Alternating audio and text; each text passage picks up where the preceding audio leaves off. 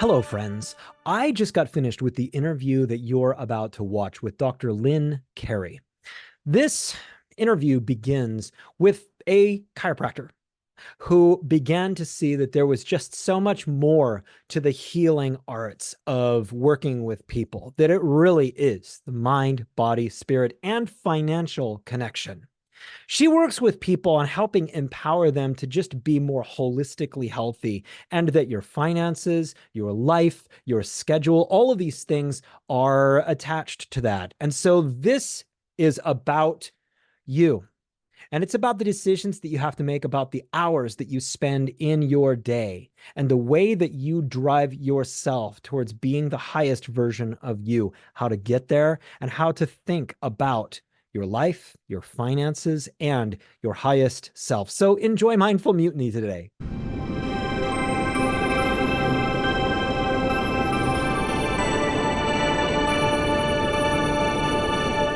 Welcome to the Mindful Mutiny Podcast. I'm Jeremy Van Wert, CEO and transformational coach. I help professionals like you dedicate as much time to yourself as you do to your work by forming a strategic plan for your life, future, and goals. Mindful Mutiny is a podcast about people who thoughtfully rebel against the status quo by bravely pursuing their highest potential. Don't forget to like and subscribe to this podcast. And today, I'm so happy to bring you a wonderful interview with Dr. Lynn Carey. Dr. Lynn Carey, how are you doing? I'm doing great, Jeremy. How are you? I'm wonderful. Thank you for coming. Now, Dr. Lynn Carey is a seasoned chiropractor and passionate advocate for holistic well-being. With over 18 years of experience in chiropractic care and a background in nutrition, Dr. Carey is dedicated to empowering individuals to cultivate a life of health, wealth, and self-expression. Having overcome her own health challenges, including scoliosis and other chronic illnesses, she understands the importance of addressing stress and lifestyle factors in achieving optimal wellness. Through her entrepreneurial endeavors and homeschooling her son, Dr. Carey embodies the principles of holistic living and continues to inspire others on their journey to vitality and fulfillment. Join us as we delve into the transformative insights and practical strategies for creating a life of abundance, wellness with Dr. Lynn Carey. So, Dr. Carey, tell us a little bit about what it is that you do. Oh my gosh, that was an amazing intro. Thank you for that. You're Thank you welcome. for having me. So really, I found as having my own practice for 18 years that the main work was people learning to get in touch with their inner self, their alignment to their source. I believe that innate intelligence, that source inside that's running the body, right? But it's running your life as well. And I felt like if there's such a disconnect with people not understanding how money affects your health, your healthy habits, your mindset, your relationships, they all affect your health, your well-being. So I really am working with people. I like the vehicle of network marketing. I found a company where people can become financially free and work on healthy habits and personal development all in that vehicle. And that's what I'm focusing on right now. I gotcha. And so, can you explain a little bit more about what you're talking about when you talk about source? Because I know that that specific word, it can mean a spiritual source, it can mean a base of you, but it sounds like you are trying to help people develop very deeply inside themselves what it is that they really need to be fully well in this life. So the basis that source comes from the basis of there's a philosophy in chiropractic that we call an inner wisdom or a life force that's running the body. And we called it innate intelligence and inner wisdom because as we're sitting here, all our organs are working, right? Your brain's doing its job, the heart's doing its job, the lungs, your hair is growing, your nails are growing, all these things are happening and you're not controlling it. We're sitting here having a conversation. So can you imagine if we had to mentally try to control all those functions in the body, millions and millions? So we know that there's a wisdom running the body. And as a chiropractor, I would look, well, what brings on that life force? And I could adjust your spine. You know, there's energy that runs through the spine. That's how your brain communicates to your body, how the nerves run through the spine, right? To all the places in your body. That's the brain body communication. I could adjust that to free up the stress. So if the spine is moving freely, the nerves are free, great brain body communication. But really, what causes it to lock up, or what causes that flow, that life force to diminish? And I was aware that it's not living your true self, like being true to yourself. What's your passion? What's your purpose? What's your inspiration? What makes you happy? And a lot of times society tells us we have to have certain things in life, but a lot of times they're not really what's in alignment with you, your inner self, that knowingness, that voice that speaks to you, that quiet voice sometimes, because it's usually suppressed because society tells us we have to be this way, whether it's the religion, the teachers, your parents, just social structure. But really, your inner self is telling you there's another path for you. And I think it's important. We're here to follow that path. I believe that's the soul's journey. And to be really lit up, to have your life force flowing at 100%, which is your immune system that controls your body, it's the happiness. It's the joy you feel in your day. It's the inspiration. It's by creating your dreams. And that can be scary, but that's the work, to clear those limiting beliefs that says you can't do it, or all those old stuff that doesn't really serve you anymore. Because that's what creates the dis-ease in the body, the stress that doesn't allow the body to flow. Some is good, but when we chronically live in that state, it can really cause havoc on the body.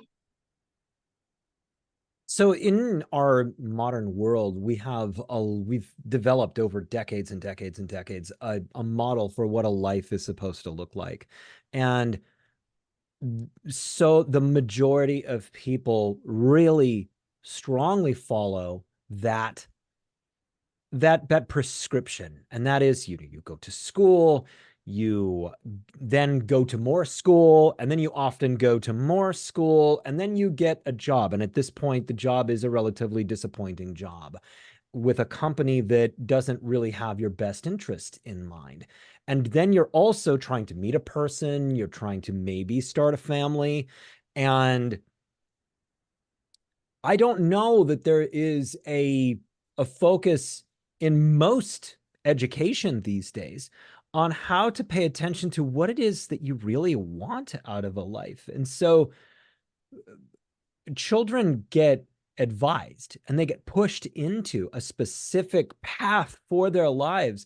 And I imagine that this disalignment with what it is that they would otherwise really want to do, that creates a great deal of, I'm going to white knuckle this thing until it finally works out someday. And I am able to achieve the material things that I want. Or do you see a lot of that sort of thing?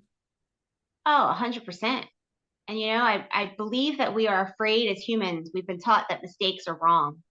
Just like excelling in school, we get praise for the high marks. I mean, I was an honor student, A, B students. Even when I got a B, I would focus on it and be like, it was bad. And I'm like, it doesn't even matter. But we weren't taught how to think. We weren't taught how to experience life, and and that it's okay to make mistakes, because the mistakes are the greatest learning lesson. So a lot of people, when you're going after what we call success or trying something new, a lot of times we hold ourselves back because we're afraid to fail. But the gifts are in the failure. Sometimes the darkest places can bring you to the greatest light. So I think there's a lot of that too. And we created this little box for ourselves that we have to stay in as a society. And I really believe it's killing a lot of people. How to fail, taught how to fail.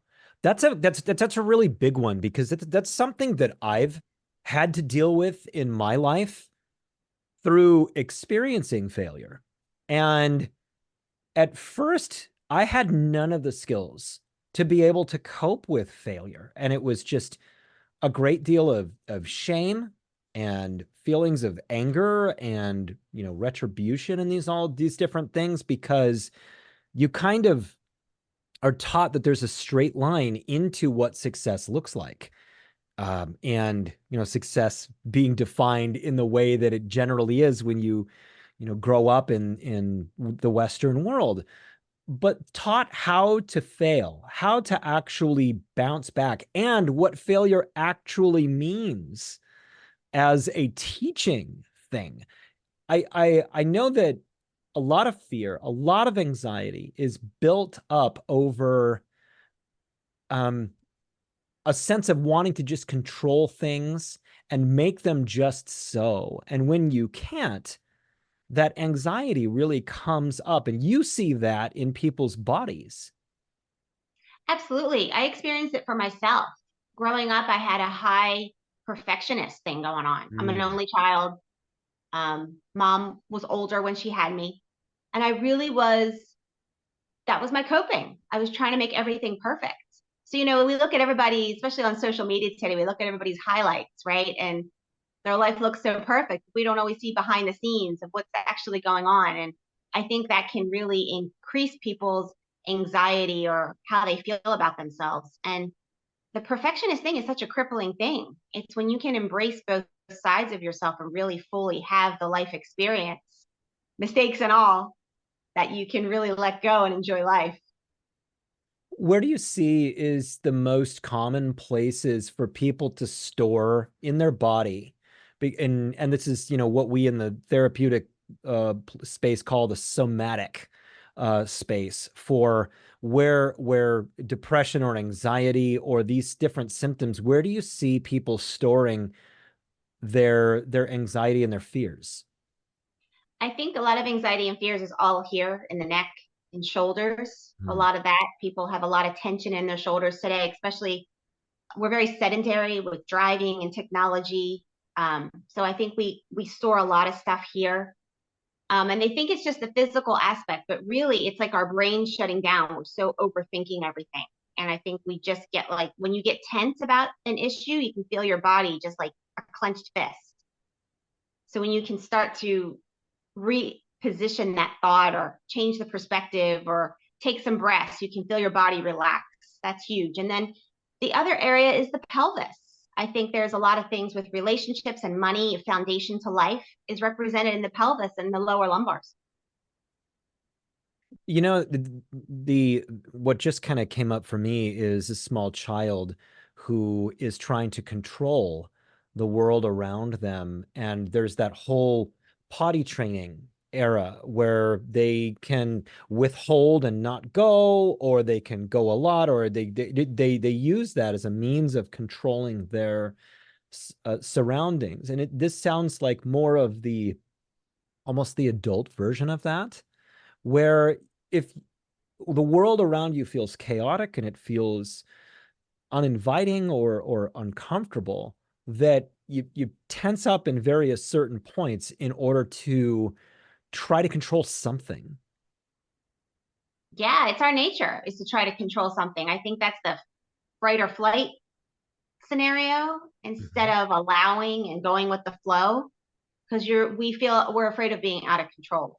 But really, holding on like this, it doesn't really give us more control, does it? It's just like symbolic and it just stores that energy and that experience in your body. And then if you keep doing that over time, that's the pattern that a lot of times I would have a hard time with the adjustment for them to release.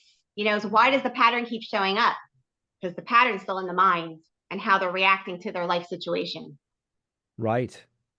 Right. And I deal with a lot of that with people who they do want to do a lot of talking about the trauma, a lot of talking about the anxiety, a lot of talking about the addiction.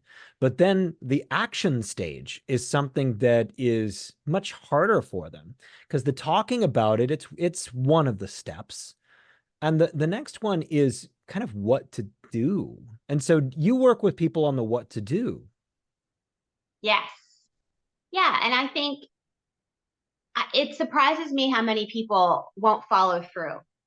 I've never had that issue. So I don't know what chip I'm missing because I have a hard time understanding that. Because I feel like the pain of staying where I am, if it's not my ideal, is worse than at least trying to move forward. So I feel like if you just break it down into baby steps, like for one thing you can do is journal, write pen to paper. I think that's very therapeutic. I've heard that's very healing to heal trauma, especially putting for your brain, putting pen to paper. And you can write out what your ideal life would look like. Really, go wild, dream, imagine.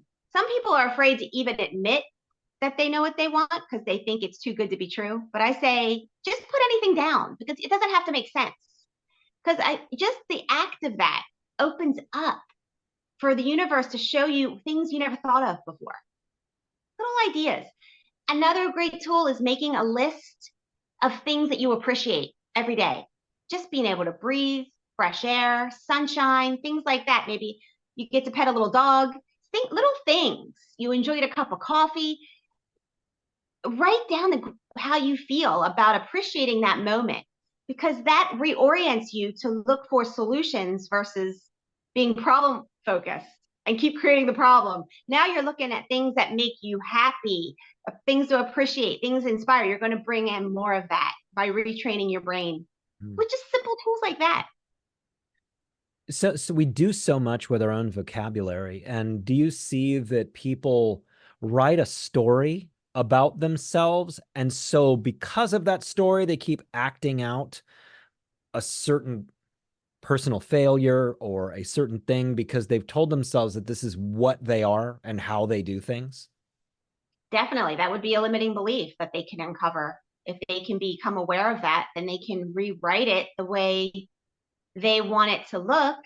And that just takes attention and mindfulness to shift that story. Every time you catch yourself in that story, telling it, whether it's writing it or verbatim, saying it out loud, catch yourself and say, okay, wait, what do I want to experience? Like, how would I shift this? What would be a positive version?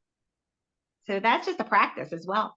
Well, it's a huge practice, and it's really about changing your instincts, changing your instinctual way that you think, the anatomy of your thoughts. And so that in itself, when you retrain your brain to think of things differently, that's a huge piece of wellness. And so, we've undergone a real big change in our societal norms, okay? And from the last 40 years, there's been a change in the expectations of what a life is. And what I'm finding a lot, particularly in younger millennials and Gen Z, is a real sense of just desperation that they followed the rules, they did what was asked of them, and now they're facing a world where they're in crippling debt, and they are still thinking in terms of, well, I have to get a good job with a retirement and buy a house, but I don't think I'm going to be able to buy a house. And it's a crippling amount of stress for these young people. And do you work with young people? And, when you do you encounter this kind of anxiety? Definitely, because they're pushing that system that really it doesn't work anymore.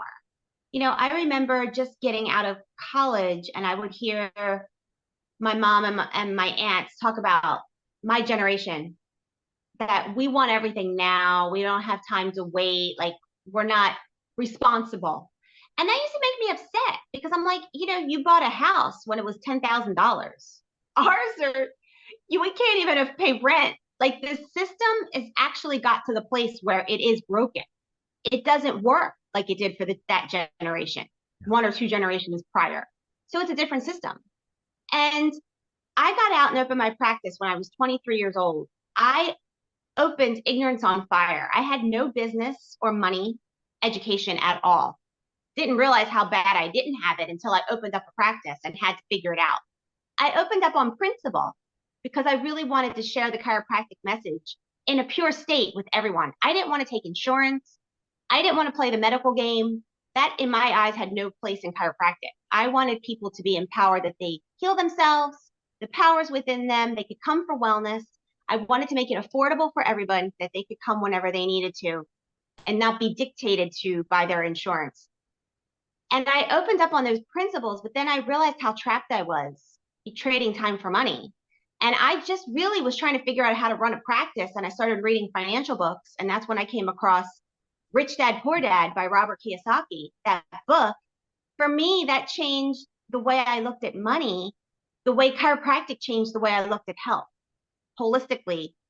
And he said that that rat race lifestyle, going to school to get your degree, to get a job, to retire at 65, has been broken since probably the 40s, and it's carried over for a few years. But it really changed the way I looked at money at that point. Everything has changed, and it's almost like the last people to know is academia, because academia keeps pushing young people in a very straight line direction, and it doesn't seem to be contributing to young people who come out with a solid sense of their actual potential in the landscape that exists, because they're trying to follow a paradigm that existed long ago, and they're finding out, often with tremendous anger and fear, that what they were sold is not a correct concept of what it is that they can expect. And so, the work that you do and how do you help people focus on their arranging their lives so that they are able to exist and thrive and be well in a world that is different than how they were taught to believe the world actually is? The things that I help people do are easily incorporated for the money aspect, healthy habits, and mindset. They're easily small things you can do a little bit every day to incorporate into the life you already have without going like cold turkey and like leaving everything behind. Because I think that's stressful too. That may be for some people, but not the average person. It shouldn't be stressful. This is like an easy transition to start like a plan B, create another path while you still have this path, you know? And that's what I like. I remember the anger I felt at 20. I was about 24, I guess, a year into practice when I found that Rich Dad Poor Dad book. I was angry because I hated school and I worked my tail off. I was in honor society. I was a good student, that perfectionist thing. And it didn't prepare me at all. And I remember taking certain classes like algebra, calculus, crazy stuff, saying to my mom, when do we use this in real life? I questioned it, but she'd say, you'll see, you'll need it when you get out. That was always her answer. You'll see, you'll need it. Well, I never needed it. It was nothing practical and it didn't help me. I wasted my time and a lot of energy and stress. And I believe that energy and stress contributed to all the sickness that I created in my body. So it was like a whole thing there. Okay, you just cornered something that I think is really, really poignant, because you talked about how the very way that we are taught to think is the very thing that often creates a great deal of our own sickness. And it is without question that our feelings, our mental anguish, it absolutely crosses over into our body. And you deal with the somatic angles on this, the tightness, the way that the bones fit together, and all of these sorts of things. And you also help people with unlearning some of the things that they've just been taught are the way that you make a life. And so I'll this is something that I often experience with people, where they've got a great job with a great company. They're making a lot of money and they are experiencing total misery. They can't sleep. They feel guilty about it, because how on earth am I somebody who has something to complain about when I've got a new car and a beautiful family and a really good job that pays really well? How on earth can I even dare to feel misery? There must be something wrong with me. And I'll bet that you encounter a lot of people who just are living that, and they're ashamed that they feel bad about it. That's the places that I noticed in practice people didn't want to go to. They didn't want to acknowledge, or they were completely disconnected from it. They would come in and say, oh, I just got this pain, or this, wherever it was, whatever symptom it was, it just happened. And I'd say, well, are you under more stress than usual. No, everything's the same. And then they would proceed to tell me about their day. And I was just stressed listening to it. So they have managed to get to a point where that high stress is their normal. They don't even see it as high stress anymore. So guess what happens? The body is going to break down. That's the only way to get them to stop or reevaluate.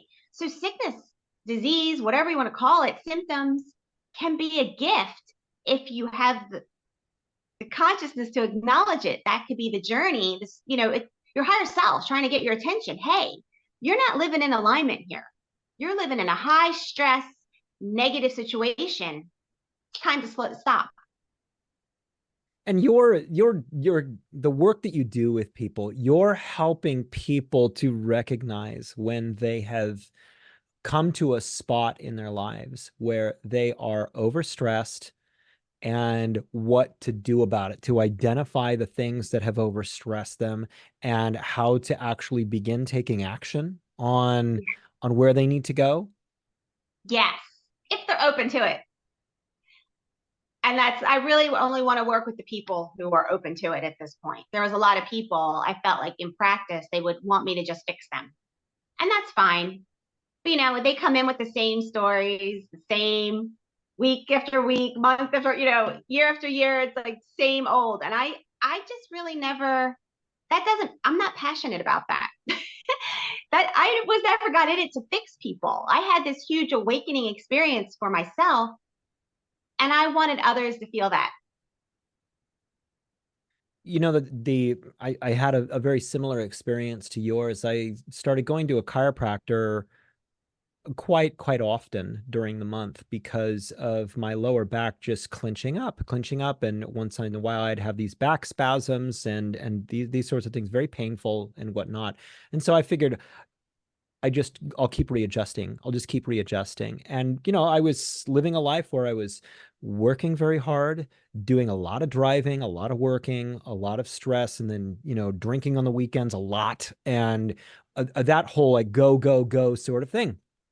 Chiropractor kept saying, Jeremy, one of your big problems is that you sit at a computer way too much and you don't have any core strength. You need core strength and you need to incorporate more exercise for a lot of reasons into your life. And I just kept going, yeah, that's a really good, do you have a pill? And so he'd sell me the pills, right? But they never did anything to actually stop the pain until I actually spent the money and I got a rowing machine, a really nice high-end rowing machine with just like 10 minutes a day on that. And what that did was it forced me out of my work brain. And it got me into listening to a beautiful piece of music or something that really thumps or something like that. And just doing something over and over. It was mesmerizing. It was meditative. And it had a screen in front of it. And so that I can see, I'm looking at it right now. I can see the water going past. And then I have to cool off. So I got to walk outside and I got to listen to the birds. And I've got to stand in the sun and kind of walk it off a little bit. And so that half an hour, 40 minutes of my day, just doing 10 minutes, 15 minutes of rowing and then walking it off, it changed so much. And I stopped needing to be adjusted. I was able to gain that core strength, but it was so much more than the core strength. It was the whole experience every day of doing something active that popped me out of crouching in front of a screen and living in cortisol and living in that kind of sense of fight or flight all the time with the emails that were popping up all the time. And then I came back and it was less stressful the rest of the day. And so, that just changing the way that you go about what it is that you do and incorporating something new, it not only strengthens your body, but it really works on your mind. That is a perfect story, a perfect example of that whole experience of how it incorporates so many things. That is a beautiful story. Yes. Well, tell me about your early life. How did you start feeling called into this kind of work? Where did you come from? Yeah. So I was diagnosed with scoliosis when I was 14. I actually found it in my spine. I just felt a bump in my back. And it's like one waist waistline kind of disappeared.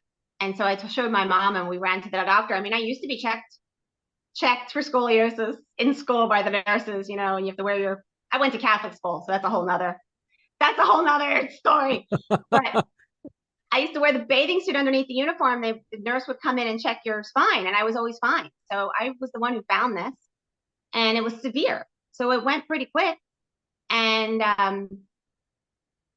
they braced me at first, and this brace is horrible. They it goes from your armpits to your pelvis, wraps around your body. It's hard as a brick wall, and they wanted me to wear it 23 out of 24 hours a day until I was done growing, which would have been like another 5 years. So I had another chiropractor, had another orthopedic surgeon. I had different opinions, but they were all from the same field of orthopedic doctors. And he told me I'd be a good candidate for the surgery, which they put Harrington rods in your spine to prevent it from getting any more crooked, which they went ahead and tried to fuse my spine. And according to them, the surgery was a success. I mean, I went through all that in the summer, and I was right back in school in September. I didn't miss a beat because, you know, that perfectionist thing, got to keep going.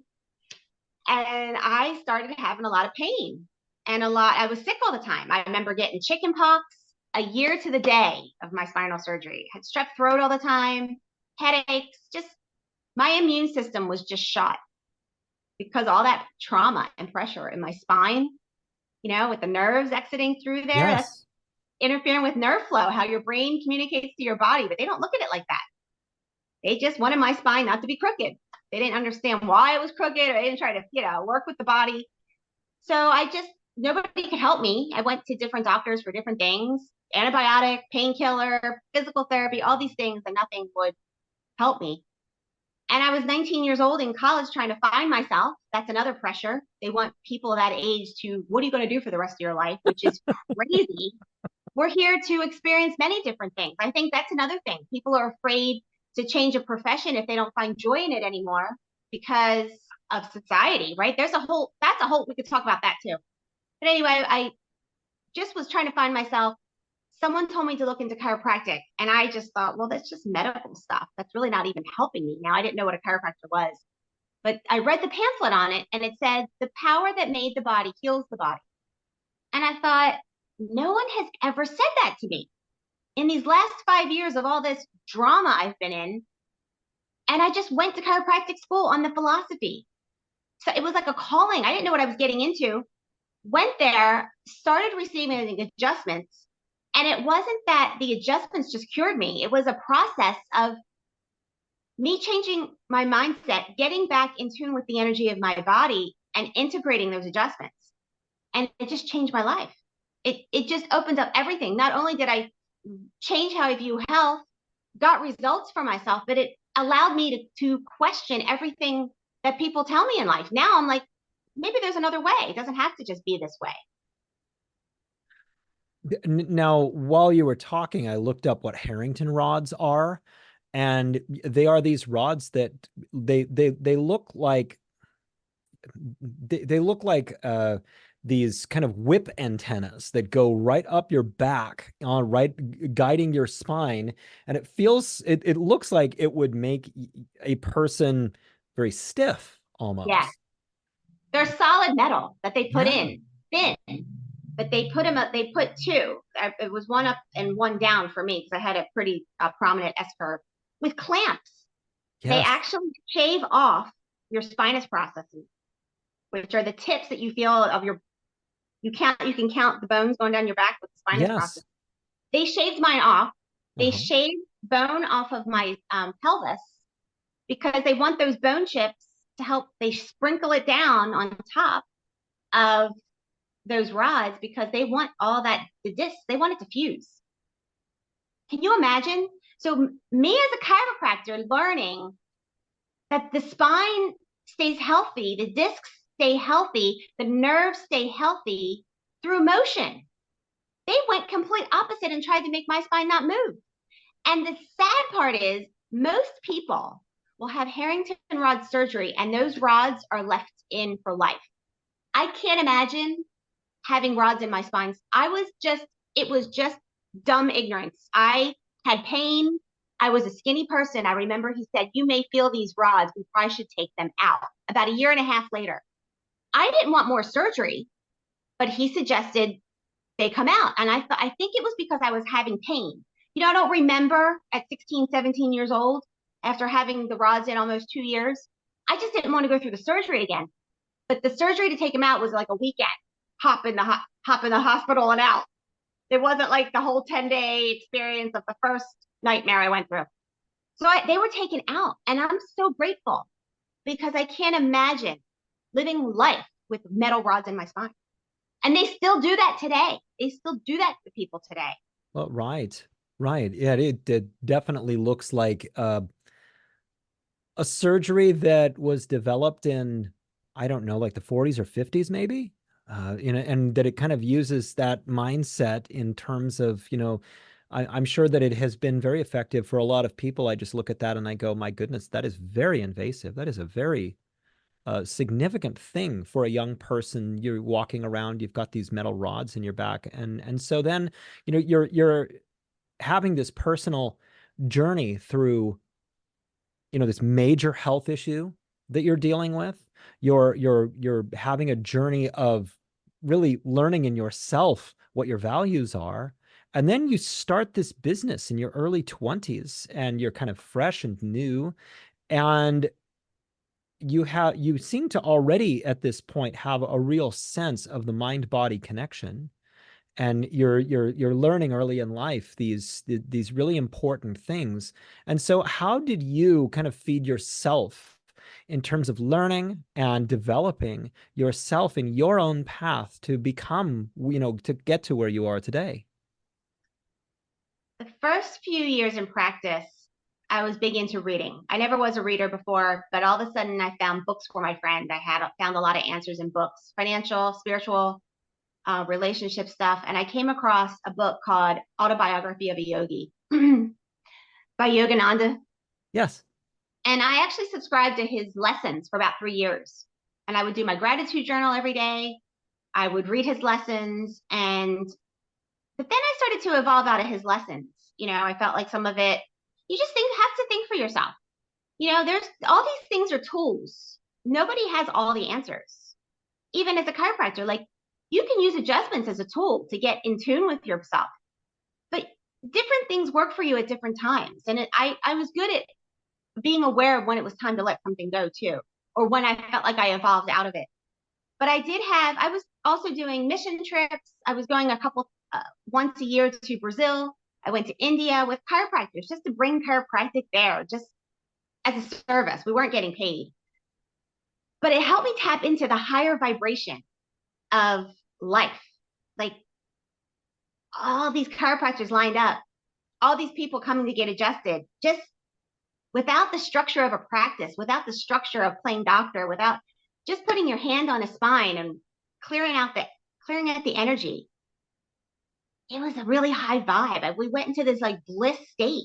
There was no drugs involved. There was no, psychedelics. Nobody had any of that. It was just coming from us, the body. We were reaching these levels of energy that was so high. But when I would go back into my normal life at home, I would feel depression because I couldn't maintain that.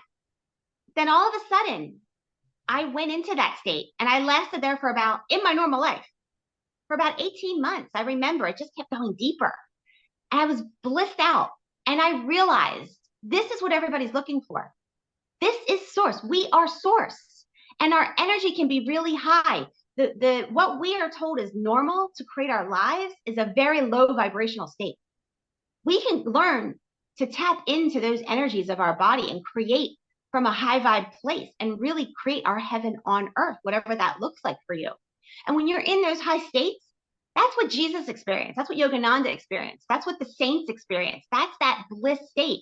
Like Rumi and Hafiz, those poets, they're describing that. Like, I could relate to their poetry. I'm like, that's the experience I'm having. Because the average person didn't understand. I didn't have verbiage to describe what I went through at that time, but over the last 20 years, I have learned to incorporate that and make that more of my normal way of life. And being very mindful of my energy states every moment. I think that's the place people need to get to. or how are you feeling in the moment? That's whether you're aligned to your source or not. So, okay, so much great stuff here. The higher vibration.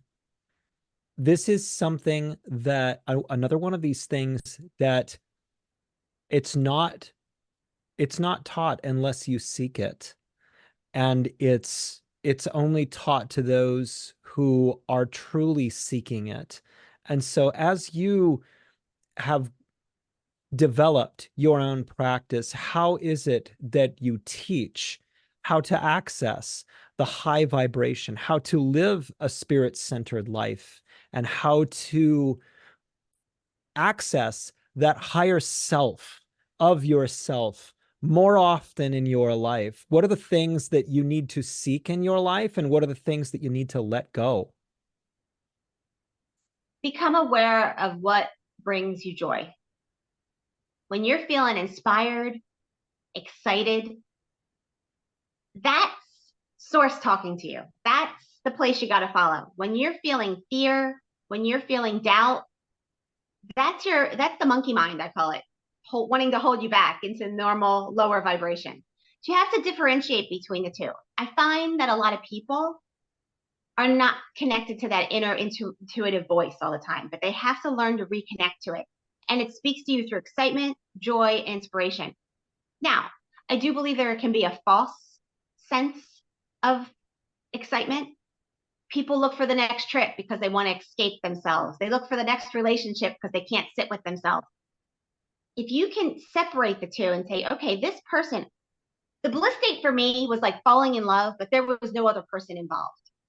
So I believe we can chase after more money. We can chase after the bigger house, the next relationship, the next job, but it's a fleeting happiness.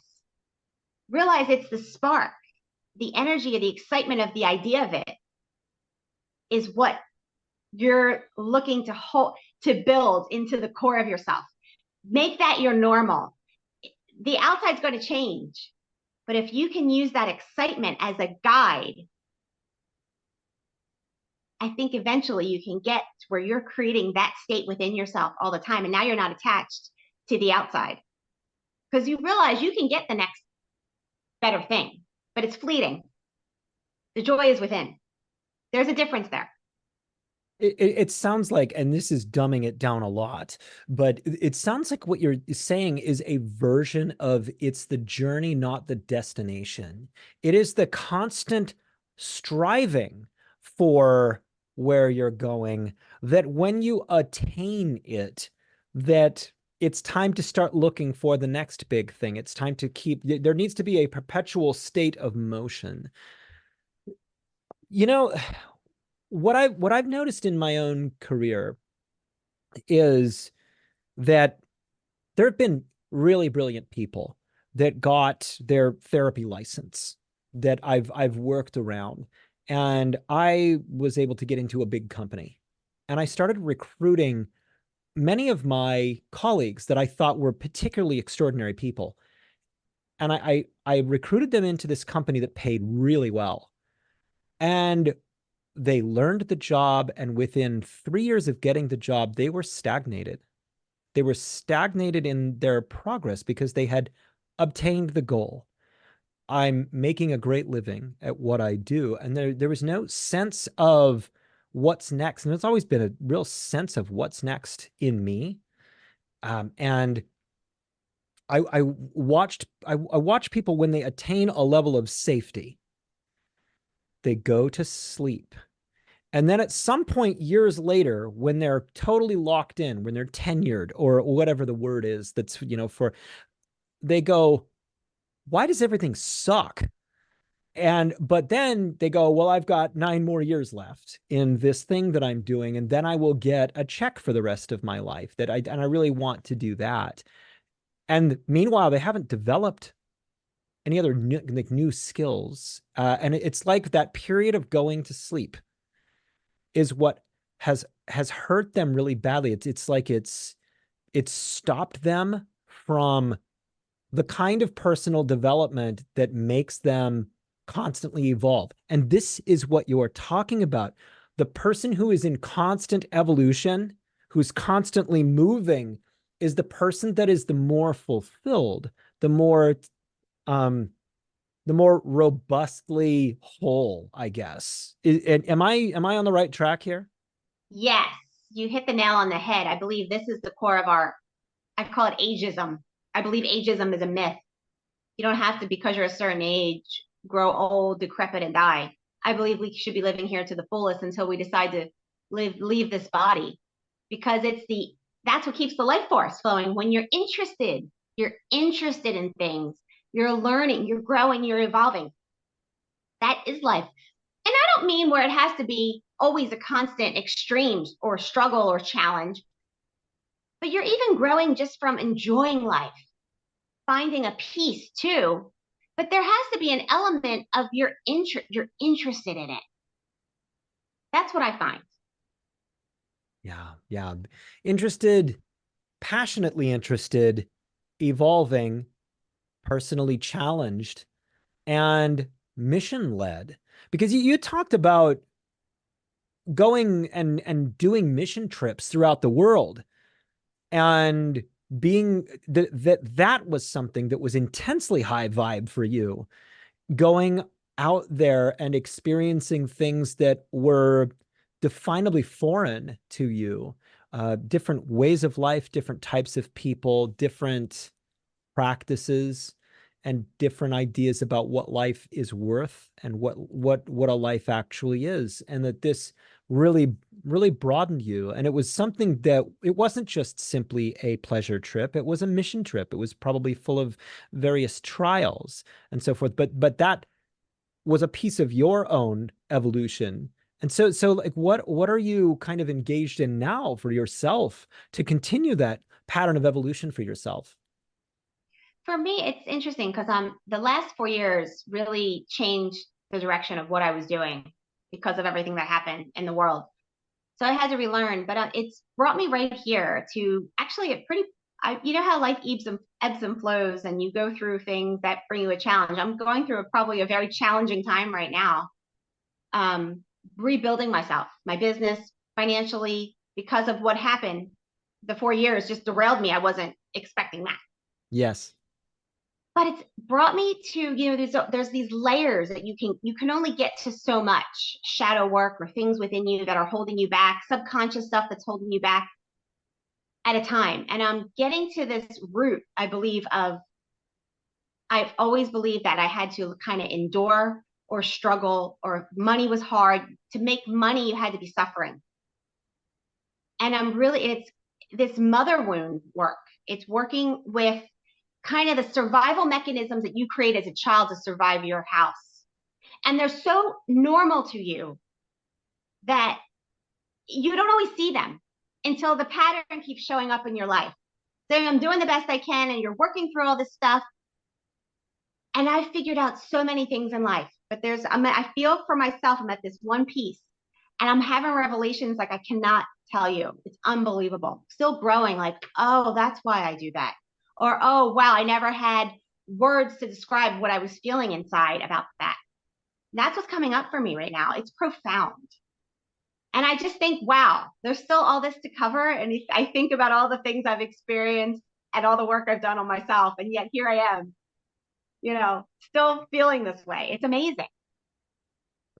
That making a living needs to hurt is a variation of something that you Yeah. just said. That is so much of what is taught. It's something that I took to heart for a really long period of time, getting up and going to jobs that were just absolutely intolerable things to be at, things that I stayed doing because I am not a quitter, and I think we end up telling ourselves that suffering is the ultimate means of getting to where you want to go. And life has plenty of suffering in it, but we also tend to pile on a whole lot more for no definable goal. it's almost like we think the suffering makes us worthy. I mean, that's kind of comes from like my Catholicism background and Uh-huh. some of these societal views. And I'm like, yeah, it's like you have to suffer to be worthy. And my thing was, I found purpose and passion in life through chiropractic, through understanding financial freedom, like understanding all these concepts. But for me, it was almost like there's all this joy. I'm kind of doing this as a service. How do I take money for this? I love it so much. I feel guilty because part of me, I grew up where I worked at things that made me miserable. That's in like school or the after work, working after school, things like that, that I didn't enjoy, but that's where it was accepted. That was where the money was, if that makes sense. And I've had a gap there that I haven't been able to connect, that I've been working on. And it's been slowly closing. But through the journey, I have learned so many aspects of it, how to create a life, what I want in life, relationships, all these patterns I've become aware of and really have freed up for myself. It wasn't just about the money.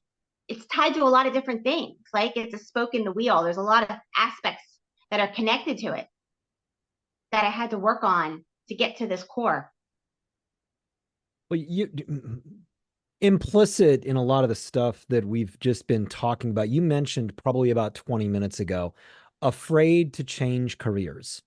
And I have not only experienced this, but I'm working with so many people who live with such a sense of fear because there's the fear of the unknown. There's the fear of looking foolish. There's the fear of making a big mistake. There's the fear of looking like you can't hack the work that you're in, or these different things that we pile on because we think that other people care more about us than they actually do. And this fear, and this fear, I'm watching, I'm working with a number of people who are really scared to make a move into a new career. So can you talk about what you see in people who are fearing like maybe a midlife career change or something like that? I would say life is too short not to take the risk. You've got to go for it. For instance, I felt that as a chiropractor, I felt like that was my identity for a long time. I'm a chiropractor, like, and I'm proud of it. Changed my life. Like, it's sacred to me, but it doesn't mean that's how I have to earn a living. It doesn't have to be a business for me. It's just my way of life. Like, I still adjust my son. I'll adjust my friends, but now I look at my son. He's going to be 18 in June and he's getting the outside pressure. He has a part-time job and he's taking an online course. People are asking him, what are you going to do with your life? And I tell them, you don't need to know. Learn to become financially free and then do it all. Do it all. Try everything till you're in the grave. Just go. That's what is a well-lived life. I've seen too many people in a family I grew up in, they've never changed. Same career, same thing every day. To me, that looks like The Walking Dead. I don't want to live like that. And I think the only reason I have the courage, or maybe it's just dumb ignorance, because I go through my own challenges. I'm not saying it's perfect, but I would take those challenges of taking the risk any day. I don't regret closing my practice. I stayed too long. I look back and I'm like, I stayed too long. I was over that way before I actually closed the doors, but I didn't because of all the guilt, all the stuff in the head, the monkey mind, what society, what my mom would think. But my father died when I was 12. And I believe through his death, he gave me the greatest gift. He showed me how to live because I haven't been afraid of death. I always felt like I had one parent in heaven or in the spirit world and one parent here. So I had it all covered. And I felt like he left me here in this life suffering. I'm like, he got it better. How did he leave me here like this? But the gift of his death was, I'm not afraid to try. I'm not afraid to fail or try. I have fear, but it doesn't hold me back. And maybe that's what holds people back. They haven't had that where you lose everything through that experience. Yeah. But I believe that's the gift he gave me. Well, I just in hearing that, I just think about the wonderful day when you'll be able to embrace him again, and tell him all about it. What an incredible life that you've lived in helping people. And you've alluded to this a great deal, and I'd like to hear more about this whole financial freedom thing that you do with people. What is this? So I chose a vehicle called network marketing, and it's a way that people can set up an online business and create income. You have to work at it. It's not a get rich quick, but I believe all the work is the personal development, learning to grow yourself as a leader, a communicator, understanding asset income versus just trading time for money, learning to leverage yourself. I believe all these things it's all part of the Rich Dad Poor Dad principles of becoming financially free in this little vehicle. But I like this vehicle because there's no really risk involved except putting yourself out there and growing as a person. I've done real estate investments. I went down with the market crash in 2008. I had a small practice where there was a lot of pressure to get, paying the rent and all this stuff, supporting myself through how many people can I adjust, which never felt right to me. So I've dug in deep to what the economy is all about because I had answers. Rich Dad Poor Dad, I felt like was one aspect of understanding cash flow, but really, what is the bigger aspect of stocks and the economy and the Federal Reserve? And I really went down the rabbit holes of those things and understanding real economics versus fake economics that they teach in the universities. Yeah. So I had to have an understanding because I even thought, what if I have all this money? What am I going to do with it? There was a fear of that too. I don't want to lose it. So I got to a place where I really feel like I understand so many things about money flow. It's a huge energy flow. You dictate your day, what you eat, how you take care of your health, how you spend your time, who you hang out with, by how much money you have.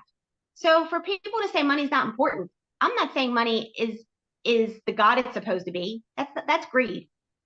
But if you understand the energy behind money and really becoming financially free, you're going to uncover so many limiting beliefs and things that hold you back and really being free to create the life that you want. Some people are afraid to be that free. So you're going to start dealing with all these things, I feel like, by creating an online business. It's kind of like a business in a box where you're not taking out too much risk to start something on the side, but you get to uncover this energy flow of money within you, how it flows. Some people, it's not as blocked up. Other people have a lot of stuff. I definitely had a lot of stuff to deal with. So that was important for me to go down there and figure that out. Yeah, as you're talking about this, and Rich Dad Poor Dad is a fantastic book for just a primer on, again, the kind of economics that you're not going to learn in your university class, and understanding how that all works. And I know that there is a real sense of safety for people in the 2-week paycheck. That's a place that I have lived for a really long period of time. I've always been working for a nonprofit or a corporation. And when you get into that kind of mindset, you're doing exactly what it is that you just talked about, the whole trading time for money thing. And I mean, it can be lucrative if you end up getting into, a higher level with a company or something like that. But something that when I was starting out my whole entrepreneurial thing, I was thinking, gosh, this is so insecure. And a friend of mine who's been a lifelong entrepreneur said, you can't think of it that way. You have to think of it like this. When you have a job, that is your one source of income. And if you lose that job through any means, all of your income is gone.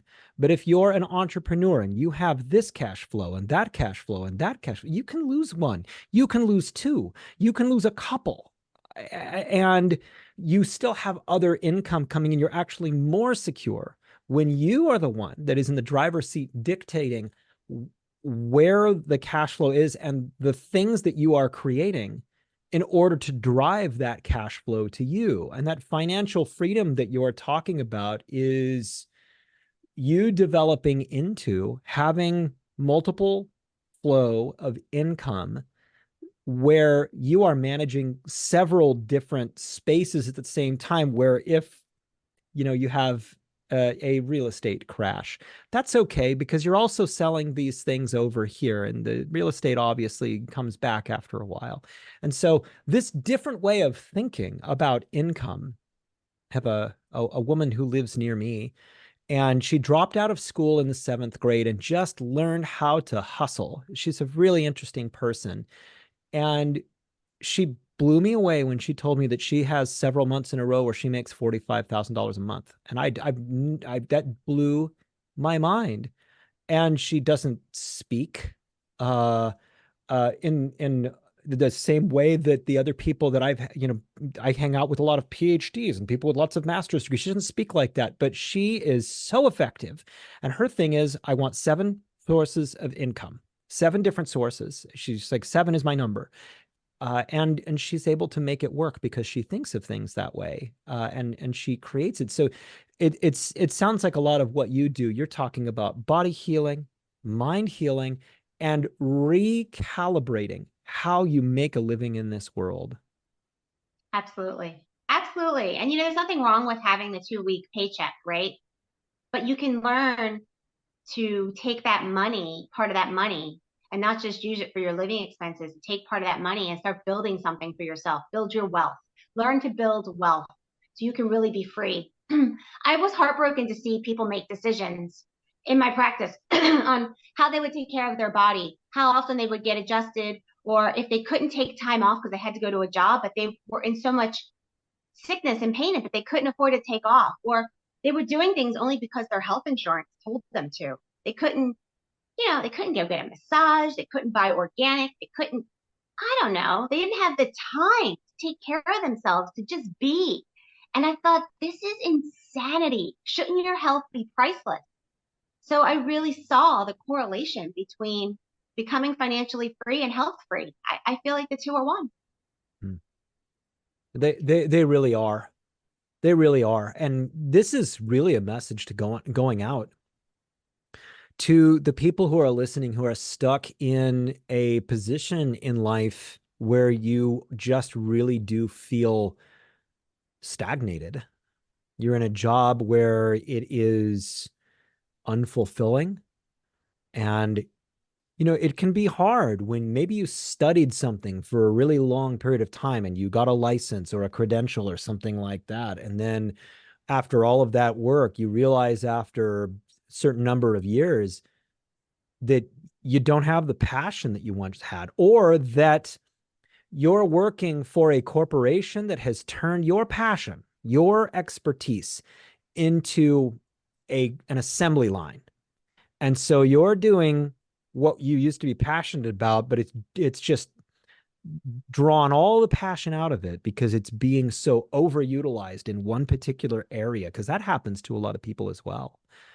And you help people develop a life that is fulfilling, and where they truly have the ability to not only be healthy, but live in a world where they're making money that is consistent with their values. Exactly right. Dr. Lynn, this conversation has been so enlightening because you are teaching people so much of what is really, truly the elements of a good, well-lived life.